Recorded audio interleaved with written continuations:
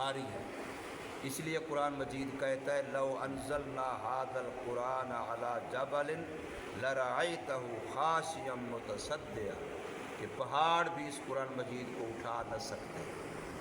اور اسی طریقے سے حدیث پاک میں آتا ہے کہ جب آپ صلی اللہ علیہ وسلم پر وحی نازل ہوتی، آپ اگر اونٹنی پر سوار ہوتے تو اونٹنی کو پسینہ آ جاتا اور وہ ٹانگیں پھیلا لیتی جیسے زیادہ بوجھ آ جاتا ہے۔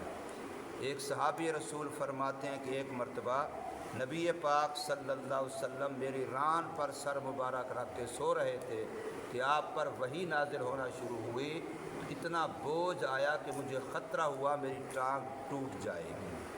تو اس لیے وحی چونکہ بھاری تھی تو وحی کی برداشت پیدا کرنے کے لیے تیسری مرتبہ 40 سال کی عمر میں نبی پاک صلی اللہ علیہ وسلم کا شق صدر ہوا۔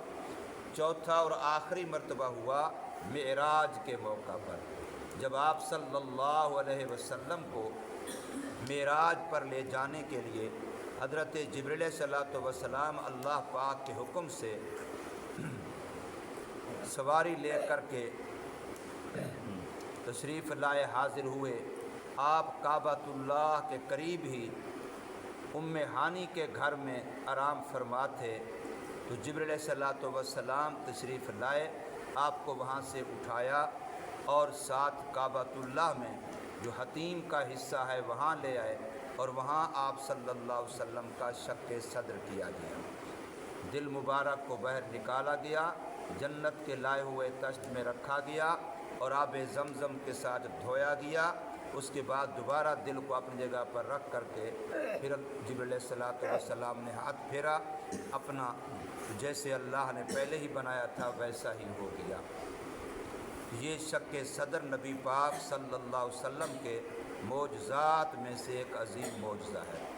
بعض لوگوں نے شق صدر کو شرح صدر سے تعبیر کیا ہے اور اس کی یوں تعویل کی ہے، یہ مناسب نہیں ہے۔ شق صدر کی حقیقت یہی ہے کہ باقاعدہ حضور صلی اللہ علیہ وسلم کے سینہ مبارک کو چیرا گیا، باقاعدہ دل مبارک کو نکالا گیا، پھر دل کو بھی چیرا گیا، پھر دل میں سے چاروں مرتبہ اللہ پاک کی جو حکمت تھی اس کے مطابق یہ سارا معاملہ ہوا۔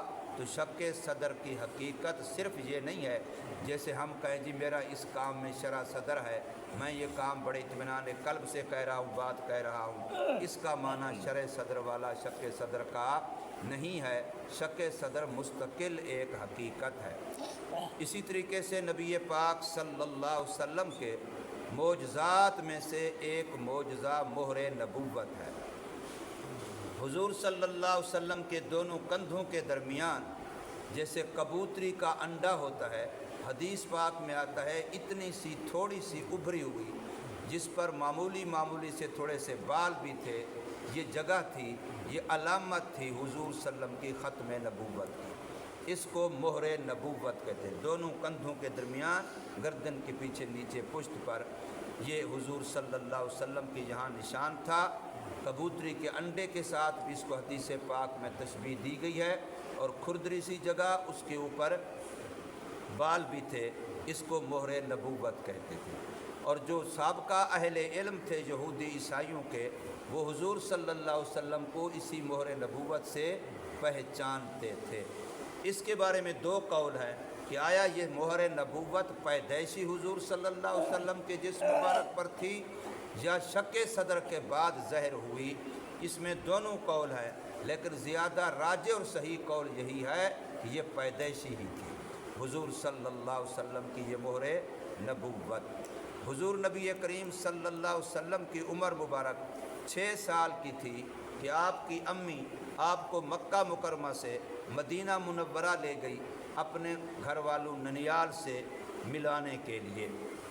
وہاں کچھ عرصہ گزارا، آپ کی لونڈی ام ایمن بھی ساتھ تھیں، اور وہاں سے جب واپسی کی کچھ عرصہ مدینہ طیبہ میں رہنے کے بعد، تو مدینہ سے نکلنے کے بعد مکے کی طرف آتے ہوئے مقام ابوا میں آپ کی امی کا وصال ہو گیا اور وہ وہیں مدفون ہوئی۔ قریب جو کسی قبیلے کے گھر تھے انہوں نے دفن کفن میں تعاون کیا اور وہاں ہی وہ دفن ہوئی، اور پھر حضرت ام ایمن حضور صلی اللہ علیہ وسلم کو لے کر کے مکہ مکرمہ پہنچیں۔ اس سے پہلے آپ کی امی آپ کی کفالت، آپ کی تربیت کر رہی تھی۔ اب حضور صلی اللہ علیہ وسلم کے دادا عبد المطلب نے آپ کی تربیت و کفالت کے کام کو سنبھالا۔